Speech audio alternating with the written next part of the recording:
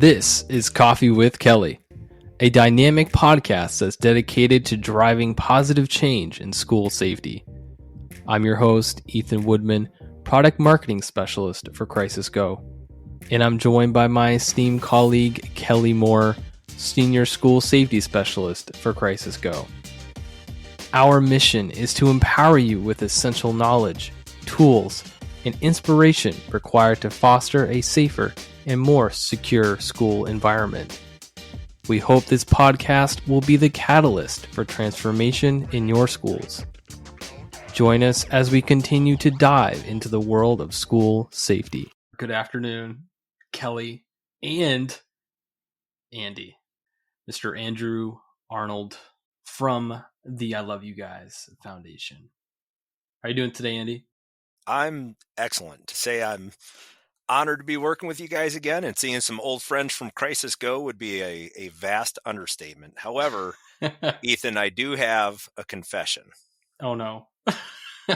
No, it's so you guys know I'm an avid follower of this podcast, the Coffee with Kelly podcast. Huge fan.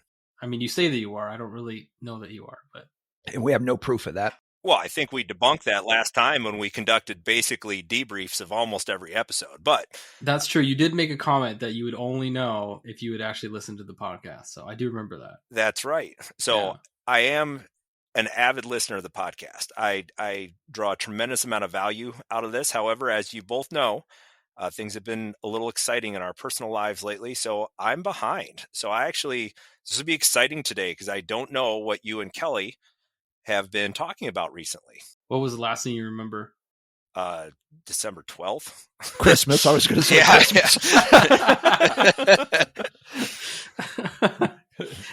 Christmas. Do you know your name? Do you know where you Yeah. live? Yeah. I will have to explain. We did a podcast with Andy back in November-ish, It was a while early ago. December, Yeah. something Yep. like that. And with the holidays and all the craziness that's been going on, we decided to use video and do podcasts with videos. And we hadn't had time to edit that podcast that we did with Andy. And so we decided that we would redo that one because now we have video, and we thought it would be much better if we did that than just edit the first one and work through it. But in that time, I think it's safe to say that we've become pretty good friends since then. And so we're super excited, and we think this one's going to be much better. Not that the first one was bad, but this one's going to be better. Absolutely. And we all look like we're loosely related. I just noticed that. Like, Well, bunch of bald men. Oh, man. All right, Andy, I got to ask, what is up with all the patches? Our audience is going to want to know, for those who don't know what it is. if you're not familiar, I believe you're familiar with this part of the backstory, Ethan, but prior to working with I Love You Guys, I actually was a professional educator for a couple of years, from 1999 to 2003. I taught in a school district in southern Wisconsin, but I left and got into law enforcement. I think Kelly would maybe back me up on this. In the beginning, you have that kind of like, I can't believe they pay me to do this job. And you really get in, you want to help a lot of people. Well, towards the end, things shift a little bit. And the focus really, I think the most rewarding part of that career had always been the relationships that I've developed with other officers across the country at trainings or different incidents, or a connection that you make. And so within the law enforcement community, tends to be kind of a gift that's passed on back and forth, is to exchange a patch or a challenge coin. And it's quite an honor that I don't take lightly to get one. And so I don't necessarily miss the job anymore per se, but I tremendously miss the relationships. And those patch boards behind me are representative of all the good people I cross paths with during law enforcement or contracting in Afghanistan. And I'm very proud of them. Very proud of them. Nice. Very cool. Waiting for one from Kelly. You'll get one sooner than later. You'll get one. That's good. You'll get one. Yeah. I want one. You'll get one. So what are we talking about today, Ethan? So we are talking about standardization And so this is kind of... This is the whole I love you guys. So since this is, even though this is our second podcast, I think Andy should kind of give us a little bit about who he is and what he does currently. Well, I'd be happy to. So as aforementioned, I had been in law enforcement and put about 19 years in there, took a little bit of a break for some work overseas. But when I came back, I had intersected with the I Love You Guys Foundation in around 2010 in Milwaukee at a SWAT conference. And I saw AJ DeAndrea present. He had a presentation called Tactical Decision Making and Its Consequences, or something to that effect. And within that, he did a debrief of Platte Canyon incident. And boy, it just resonated with me. So I had been an avid follower of the foundation for quite some time, and it just so happened an opportunity presented itself to start working as an adjunct in late 2022. And so I started doing that, and in mid 2022. And then late 2022, I went full time with the foundation. So my particular role in the foundation right now, we all wear many, many hats. But my primary role is an instructor explorer. And we do get a lot of questions, Kelly. People are like, boy, what's an instructor explorer? So my job is to go facilitate in-person or remote trainings for organizations that are interested in our programs. We try very, very hard to live up to the standard that we don't provide a training, we provide an experience. And then the other half of my job is being that explorer. And it's kind of like being that dandelion seed that blows all over the country and sees what everybody else is doing and latching on to good ideas and maybe evaluating ideas sometimes that in hindsight weren't so good, and just kind of debriefing that and being an avid student. Yeah, we appreciate that. We appreciate all the work you guys do. Obviously, Crisis Go and me specifically are big fans of I Love You Guys. As I've said before, but I'll say again, I was introduced in 2015 when we crossed paths at the Alert Conference in Texas, where I saw John Michael speak, and we had some occasions, actually several occasions, to reintroduce ourselves as we went on. And I'm a huge fan of the foundation and what they do. And this is really, the center for our conversation today is the standardization of procedures, protocols, and things that our schools and our businesses, our higher education and so forth are doing.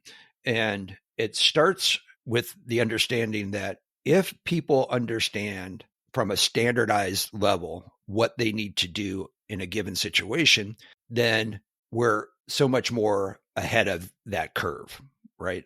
And as long as we understand what we can do and should do, then we're ahead of that curve.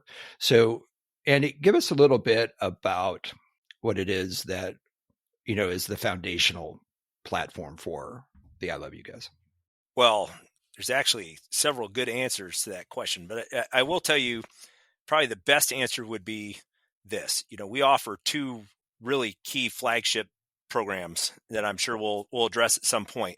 But both of those programs are founded on the cornerstone of what all standardization is formed on, and that's communicating, and you have to communicate with a common language. So the roots of everything that's been successful in the doctrine we kind of push out is you have to have a common language. You absolutely have to. And if you go, and Kelly, we've talked about this in the past, formally and informally, and you've lived it in your career. And Ethan, you really have eyes on now in this particular role, being exposed to a lot of these different things. It doesn't matter if you're an educator, or emergency manager, or a firefighter, EMS, law enforcement, medical facility worker. When you ask people what their operational challenges were after an incident, it almost always boils down to communication somehow, whether a physical challenge like the radios didn't work very well in this case, but a lot of times it's just language, understanding that language model, receiving the message and closing that loop so you can be a little bit more effective. Yeah. So, Ethan knows we've talked about this many times. What's the number one opportunity for improvement during an after action review? It's communication every time. 100%. And it goes to not just common language, but understanding what people need. at any given time. And it also goes to the simplicity of sometimes I have 15 seconds to tell somebody what I want them to do. And can I do that? And when you talk about common language in your vernacular, the common lexicon, right? And when we talk about that, it's more than just setting out the procedures of locks, lights, out of sight in a lockdown. What do you need to do in a lockdown? Well, you need to locks, lights, out of sight. And that's something that can be easily memorized, easily understood, and with the proper training and the continuing reinforcement of that language, it's so much easier as an emergency manager or operations manager to say lockdown. That took me a nanosecond to say. And if I'm confident that everyone knows that and understands that language, I don't have to work through that with everyone. Absolutely. I would say what you're doing is you're eliminating cognitive overload to the best of your ability.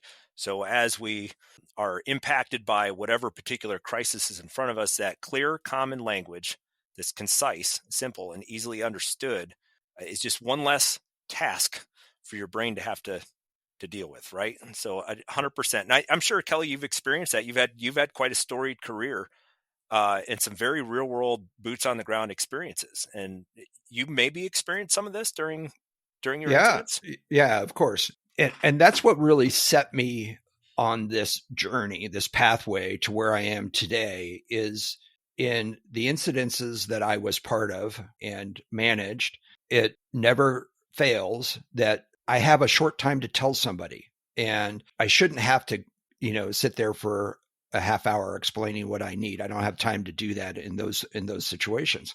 And that's why it's important for people to become involved in that process, is because when I say lockdown or shelter or secure or hold, you know what that means, because we've talked about this before. There are two primary things that people need during an emergency. They want to know what's happening, yes, and what you want them to do. And I always tell people that's the way they want it, but really it should be reversed. What we want them to do is more important than what is actually happening to them, right? And so what we need to do is say lockdown. And when we get time in, 5-10 minutes, because as managers and as operations people, we now have everyone moving to a protective action, the SRPs, in this case, the standard response protocols, and they know what they're supposed to do. When I get time, 5 or so minutes down the road, once I get my hands wrapped around the incident, then I can now say, we have a report of an active shooter, or we have an earthquake, or we have a tornado headed this way. So now they understand and they get the information they need. But to me, it's more important to take those actions than it is to understand what's happening. I can get that information later. Absolutely. I couldn't agree more. And as you're talking, Kelly, I was just thinking a little bit, a couple thoughts popped to mind. One of which is, and you probably recall from your law enforcement career, I'm sure you do, that there's the terminology of command and control, right? When we talk about managing a lot of these incidents, and some of the guys that I was fortunate enough to serve with on the tactical unit that I have a tremendous amount of respect for, that have probably forgotten more about tactics than I'll ever know, really pointed out a good thing out of that. They say, listen, we talk about command and control, but really it boils down to just command, because a lot of those things are out of your control. You're putting that out there in good faith that when you've said lockdown, when you've said we're going to secure, that people have that contextual understanding of exactly what that looks like, because you actually don't physically control what their action is. You're just giving the edict out. This is the action that we are going to put into play. Yeah. And that's a good point, is just because I communicated it to you doesn't mean you understand it, right? Or that your brain's letting yourself process, oh, this is what I need to do. But that's why the repetitive nature of drills and things like that go hand in hand with the the communication, the common lexicon, because as you know, especially from your tactical side, what happens during an emergency? What do we always revert back to? Oh, this is an easy one. This is one we talk about in training all the time. It's the misnomer of rising to the occasion, because that's a fallacy. Right. Nobody ever rises to the occasion. You will always fall back on your level of training and experience. That's correct. That's right? science. Yeah, that's absolutely. Your brain cannot process fast enough what is happening to you if you haven't been trained and you haven't experienced that. And, we can't put you into these types of situations on a regular basis, but we can make you think about it. We can make you work through some of these problems. And what we're doing is the emergency preparedness side of, or version of Tai Chi, right? Yes. It's slow-mo karate. We're taking it under conditions that are completely, for the most part, controllable. And we're teaching you what to do and giving you experience and knowledge. And if you're really going to be engaged, you're asking questions. Why am I doing this? What is this? Is it better if I do this? And then we can have that discussion to increase your knowledge, your experience, and what have you. We have a couple catchphrases. I reference these quite a bit. Presentations, Kelly, is exactly this. Have you ever heard the phrase, "The body won't go where the mind hasn't been"?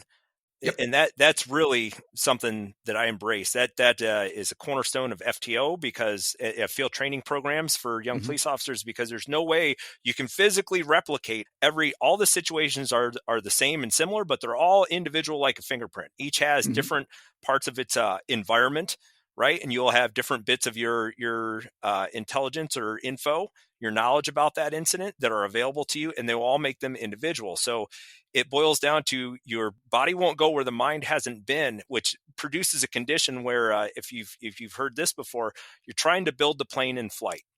And that is a very inefficient way to do things. Under stress, it's very difficult to formulate a plan of action, even more difficult to formulate a proper course of action while you're under the physiological effects of stress of crisis. Right.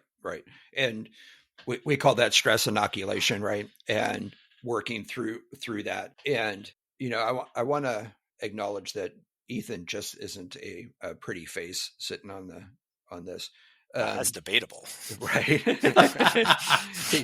He's our eye candy. But does this make sense? It's your face Ethan? That I'm wearing on my shirt. So I don't know. Well, if you let your hair grow out, it might be your face. If I could, I would. Right.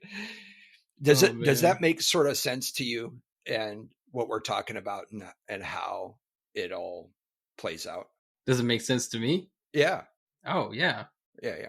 I mean, it obviously makes way more sense to me now after being here for over a year. If you were to talk about all this stuff, like SRPs and all that, like a year ago, I'd be like, what is that? Yeah. But now after going through it and, going to one of these, I Love You Guys briefings and understanding what they're all about and how it applies to schools, it's like, all right, this makes sense. One question I have, I want to interject here. I might know the answer, but just want to ask in case it's a question that our audience is thinking of. Obviously communication is really important for the internal school, right? So it's important that everyone's on the same page. So why is it that all schools should be operating under the same process or be standardized in that kind of communication? What's the benefit there? I'll let Andy tackle that one first. Well, absolutely. Ethan, you've sat through some of our presentations. Do you recall kind of like the originating point of kind of the whole incident command process? Do you remember those slides when we talk about where did some of this stuff come from? It's cool if you don't. It's been a little bit, I know. I can't remember specifically. No. So in the 1970s California wildfires, right? There was a very key concept they stumbled on, because one department, one agency, that was way too much for one. So it required a large response from multiple entities, right? And what fire did really well is they recognized that if we are all speaking the same language and we have the same training, the patch on your shoulder doesn't matter. It's a force multiplier. And so a lot of times, whether you're a higher ed facility or a school district or maybe a private entity or municipality that uses some of these standardized things, because this is a two-pronged answer, Ethan, two-pronged answer. Different organizations have different resources as compared to others. Sure. And sometimes I think that we overestimate our capacity to respond to crisis within our own level of resources.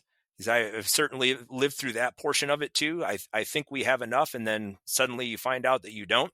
And whether you ask for them or not, a lot of times in crisis, there's going to be people lending a hand. It's exponentially more difficult if you speak a different language. Okay. Particularly the inverse of that is it's exponentially a force multiplier. If I'm a school and I've had a school violence, because, Kelly, just to go down the side path real quick, one of the things I love about this podcast is we talk a lot about the active assailant scenario. Mm-hmm. We do. But what you guys do so well, and why I really enjoy this partnership, is we recognize that school safety is so much more than active assailant, right? So just to digress half a second, in law enforcement, the statistical percentage of officers that are involved in officer-involved shootings is extremely, extremely low.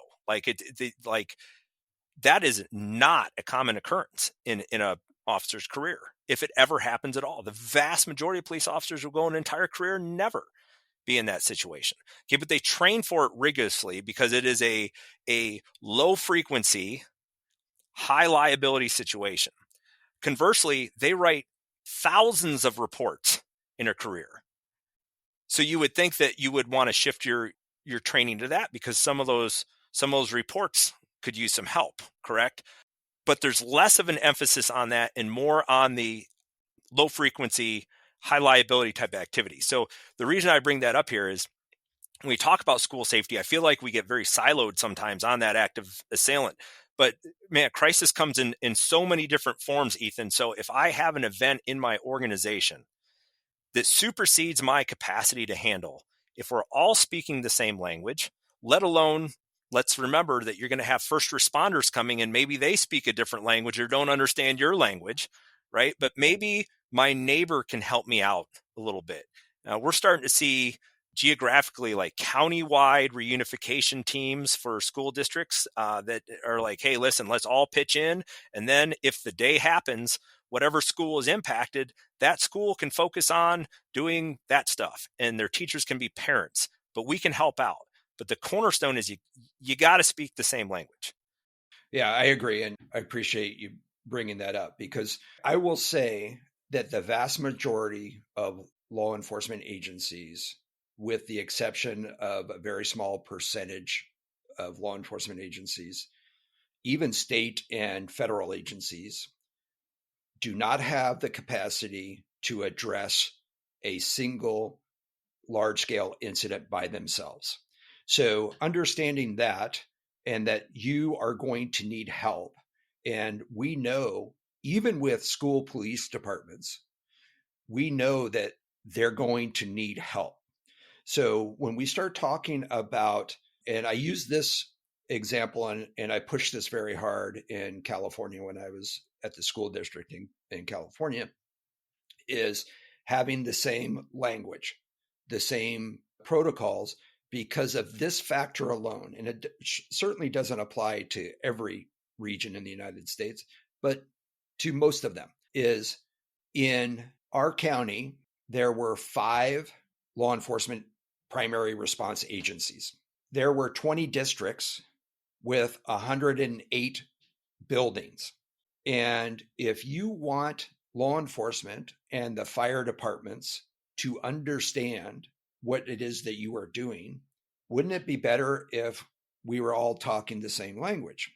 If we were all talking and doing the same thing under the basic circumstances, set of circumstances, depending on what it is, right?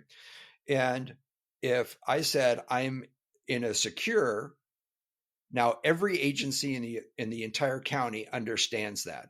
And of course, you're going to have some state agencies that come in, play, and now they're going to start talking about it and so forth. But understanding that when I say we're in a secure or a shelter, they understand exactly what that means.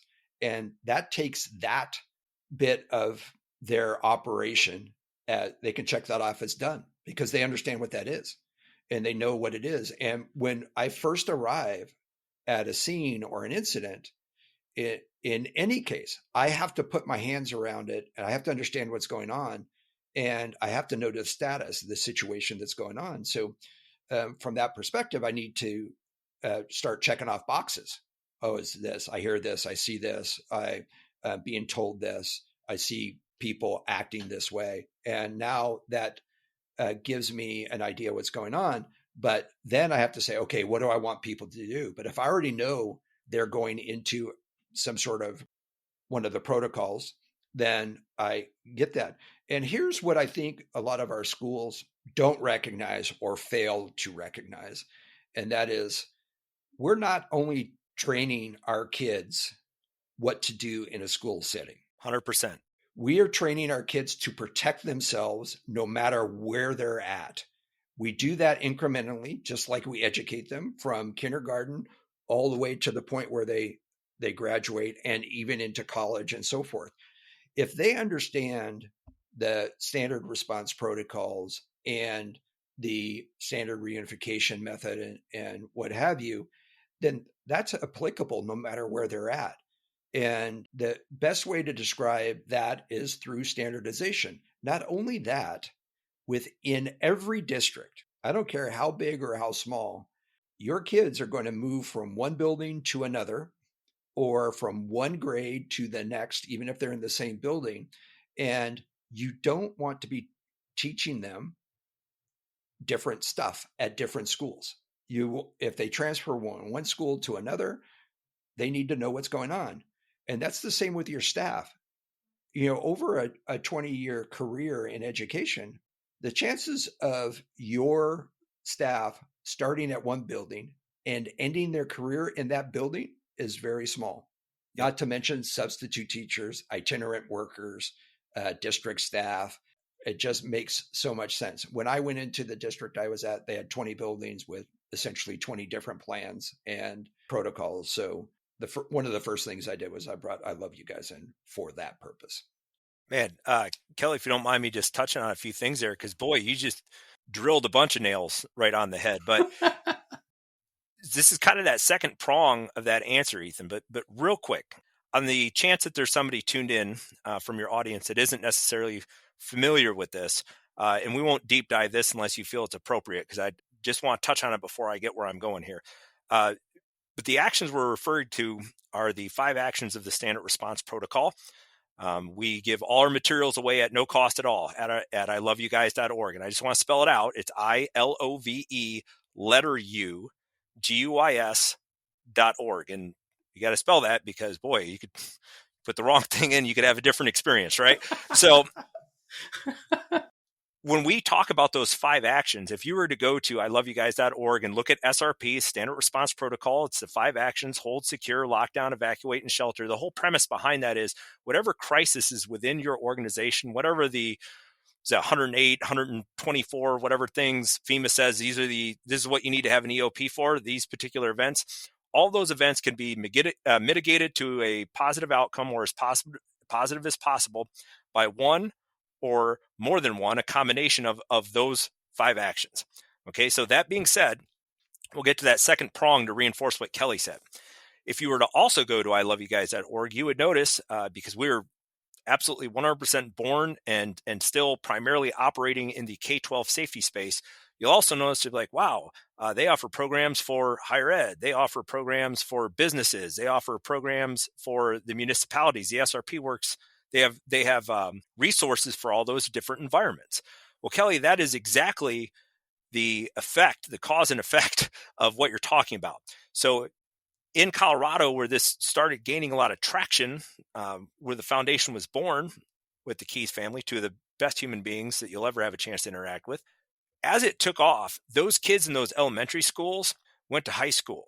And after they went to high school, they graduated and they went to tech colleges, junior colleges, and universities. And it wasn't long before there was a call for, hey, this can work here. Do you guys have materials for a higher ed thing? Because they were getting the student base that had gone through that. Well, what happens after your tech college, junior college, or university experience? You graduate and you go out into the workforce. So suddenly there is a need for materials that we tweak the language just a little bit, and you don't have students and teachers, you might have employees and visitors.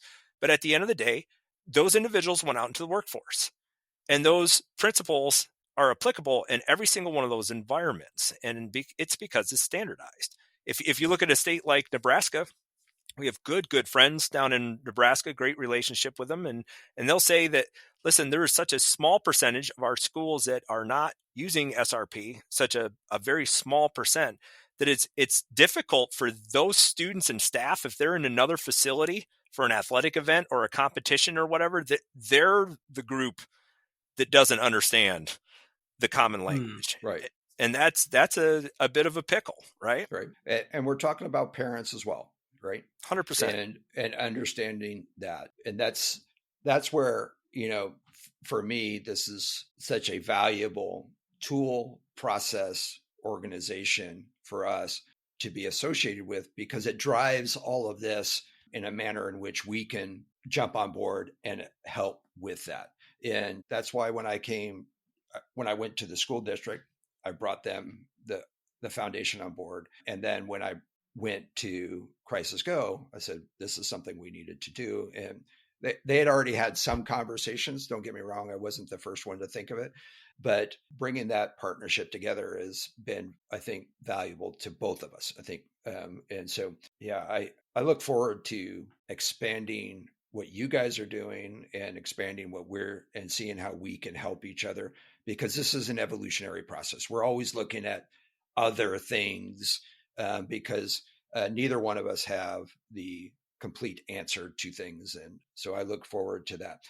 Before we move on to saying goodbyes and passing out virtual hugs to each other. Is it that time already? It's close. It can't possibly be. It's close. I got a notice in there, I want to say newsletter, but it could have just been something with your face on it. So sorry. Hey, look at this one. Yes. Right. I've grown up with this one all my life. But you had a beard your whole life? Yeah. It was awkward in kindergarten. Well, never mind. The dinosaur chicken nugget breading gets stuck in the dino nuggets. Right. But I think I saw something about something new that you guys are doing, and that's that fireside chat. It's the campfire chats. Yeah. So campfire. Yeah. Super cool concept. And I can kind of give you the overview of it and then tell you when the next one is. The first one was very, very cool. So if you've seen us live, you know that we refer to this campfire theory quite a bit. It's a theory within the presenting world and public speaking, but we understand that when we are doing that, people give us the gift of their time and attention, right? And it's more like just a chat around the campfire. Well, we kind of try to maintain that standard. So as the foundation, we're very grateful for the amount of growth we've experienced. We try to be incredibly up to date on things. We try to evolve, because you touched on it too. Things are ever evolving. You never get perfection, because it's always the cat and mouse game with Crisis. But at the end of the day, it got to the point where we started talking, maybe it makes sense. We'd been approached at the briefings a couple times. Sometimes I think this one came from one of our friends down in Temecula, California. And she said, man, you guys should do a podcast too. There's a lot of people that are interested in your programs that kind of keep tabs on you through social media. So that idea got kind of kicked around, and John Michael, being very John Michael, which I love, he said, I don't necessarily want to do a podcast. I'd almost like to do it like we have office hours where you can just check in. And that was kind of the foundation of the campfire talks is it's just a common block of time. It's the next one is coming up Monday on the, what is that? The 12th? Monday, the 12th. And it'll be February. Of February. Thank you. Depending on what day this airs, you missed it. At 11 o'clock Mountain time, so noon Central, 1 Eastern, and you can just log on. There's no fee. You can ask anybody. people that are available are going to be logged on from the foundation. We'll all just be hanging around like we're toasting marshmallows by a campfire and chatting school safety stuff. Awesome. Will there actually be a fire, like a campfire? Lots of individual fires, Ethan. It's like life. It's a metaphor for life. We'll all be dealing with our individual fires. Oh, okay. So you guys are joking, but they sell this little tabletop campfire stove that you can make s'mores with. Wow. It's That's awesome. cool. Yeah. It doesn't sound like a fire hazard at all. No, but it's cool. No, yeah. Yeah. Well, if a fire happens, use one of these 5 actions and you'll be good. Right. Well, every cool thing comes with some sort of risk, right? That's right. This will likely air after that. But I wanted you to get the concept out there because I think this is just, as we've stated, and this is why I love you guys, why I love Crisis Go, is the priority is safety. And the more discussions we can have around safety, and frankly, if we're talking school safety, we're going to get into areas that are uncomfortable for people. And I think that's part of that process.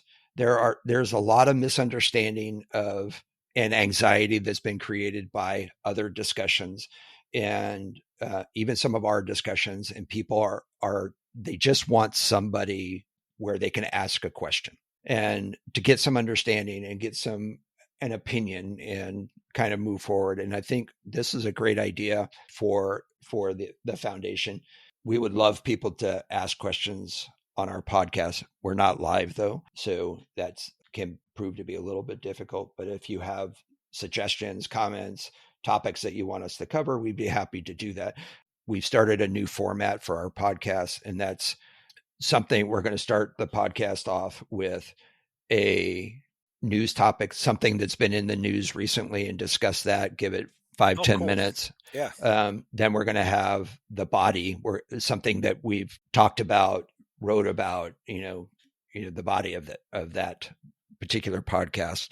And then Ethan, the little creative devil, is going to ask me a burning question, and it's going to be completely off the cuff and a burning question that he thinks people might have, and get my natural response to that. So I love it. And then we'll end the podcast. But I think that moving forward, I think especially with multiple avenues of getting good information and having those discussions, I think, like I told you, I'm going to tune in and see how it goes, see what it's like. I think that's a fantastic idea. And I hope you guys success with that. Thank you. Yeah, please do stop by. I got to tell you, I'll need 90 more seconds of your time if you're getting ready to kick me off. Nope. I will tell you this. First of all, love the video format, and thank you for your kind words, Kelly. But we have a lot of mission partners.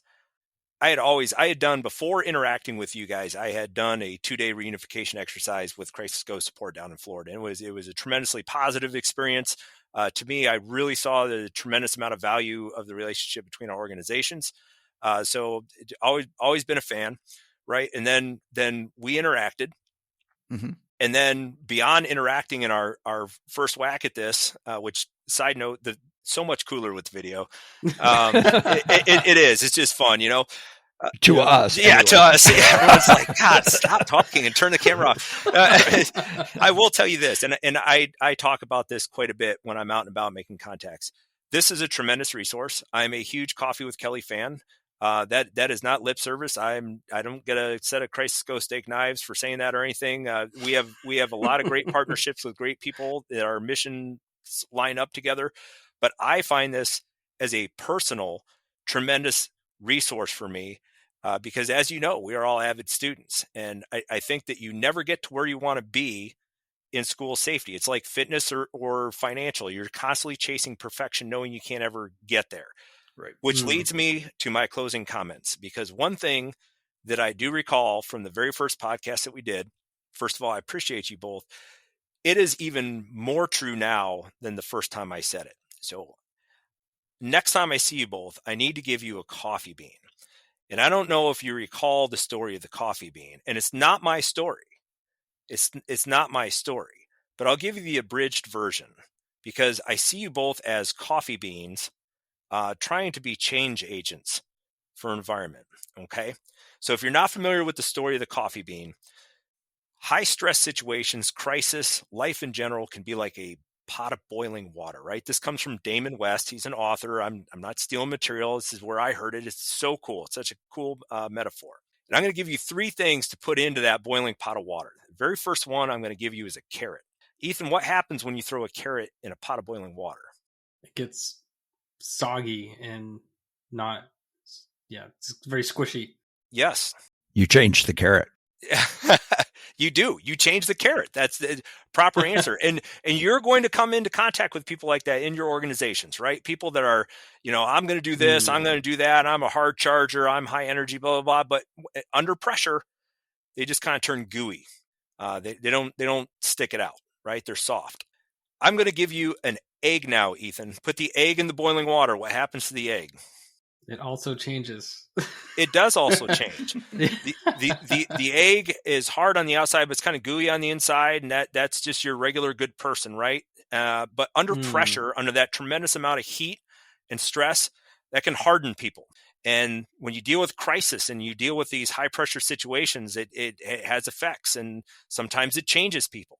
And we become jaded. Maybe the glass is a little half empty, a little bit more half empty than it was half full. And you wind up sometimes becoming part of the problem, not part of the solution. Okay. But Ethan, what happens when you throw a coffee bean in a pot of boiling water? Some wonderful magic happens. It turns to coffee, right? And how appropriate to be talking about this on Coffee with Kelly, because the coffee bean is the change agent. It changes its environment around it. And I see you guys as 2 hard charging people out there doing everything you can to change the environment to be better for everyone. And make no mistake, we are in a boiling pot of water right now on multiple levels, on multiple issues. And so I appreciate you guys more than I can ever probably put into words. So thank you for everything you do. We appreciate you and all you do. And I will not be ashamed to say this. If you're going to give me a coffee bean, I like mine covered in coffee and chocolate. I can make an exception for you, Kelly. I tell you what, you guys are something else. I can't wait to shake your hands again. I really can. Thank you so much for having me. We are looking forward to it. Are you going to be at the briefings? Let's talk about the briefings real quick in April. Those are coming up. Yeah. So the 16th and 17th, I believe, right? Yeah, I believe you're correct on the dates. And the reason I say I believe is we're shifting a little model right now. It's kind of in the busy season, right? This iteration of briefings is kind of coming, for lack of a better term, Christmas season starts kind of at end of the spring throughout the summer for training.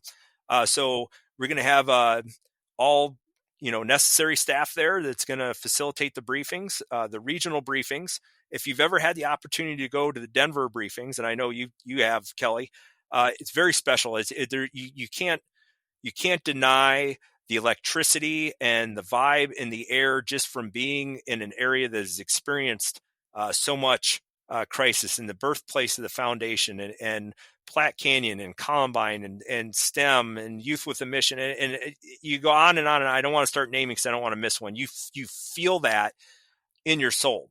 But when they changed to going to these regional locations, that was a very cool adaptation. So the foundation will be up in Duluth, Minnesota at that time. We've made some good friends up in Minnesota there, doing a lot of good work in a challenging environment. And they'll be doing those on those dates. I personally will not be there. I'll be seeing our friends down in Imperial County, California, those dates. Oh, love that place. Yeah. That's awesome. It is, man. Here's what's funny about society right now. And I will just address the elephant in the room. Our purpose as an organization is to reunify. And there's the physical sense of reunification that we teach with our programs, but things are very divisive right now. And at the end of the day, it's funny because it doesn't really matter where you're on the spectrum on a lot of different things. Our mission is keeping our kids and our staff safe, right? So we work very hard to be a reunifying organization that goes right up to the top with John Michael and Ellen, and that is not necessarily like something that's subtle. It's just who we are. Mm-hmm. I have been so pleasantly surprised to find in every state, in every geographic region that I've ever been in, there are so many good people across this country. And it doesn't matter what state, what area, what you feel, there are people that are 100% mission driven on this. And it's super motivating, super motivating. I agree. I'm not a fan of the area. Love people, right? It's hot, man. You're going to be cold up in Minnesota. Yeah, that's relaxing. Right. But it's 100%. Yeah, it's kind of in the middle of nowhere. It is, but it's a beautiful drive, and I'm going to enjoy a desert stroll through the Mojave back to our new home. Right. Are you going to be in your new home by then? We'll be bouncing back and forth for a couple months. For everyone that we've bumped into on the road, I'll be relocating from Wisconsin to the beautiful Las Vegas Valley. So I'm going to take that opportunity when I'm down in Imperial County to swing up, check on the house a little bit, and then the full-time transition will be this June. Awesome. Nice. Yeah. I love the desert area. Don't get me wrong. It's not really cool. Yeah. It's very hot. Well, not always. Yeah. It's one or the other. Read a book, Ethan. Read a book. Right. Well, yeah, I guess late at night it gets really cool. Okay. Ish. Yeah. Who's the new guy? Who's the new guy that doesn't know about the desert? Desert. Yeah. I was homeschooled. Okay. So. That's actually not an excuse. What does that have to do with the desert climate? You're talking about how I don't know things, and I said I was homeschooled. Yeah, I'm sure that I'm a sheltered joke, but yeah, you're not that sheltered. Yeah, no kidding. No kidding. All right, thank you guys. Yeah, awkward. Thank you guys. That was awesome. Thank you guys. If you enjoyed today's episode, please like, subscribe, and hit that notification bell. And if you have any questions about what we discussed, leave a comment on our website at crisisgo.com. Thank you for joining us today, and we'll see you next time on Coffee with Kelly, a discussion on school safety.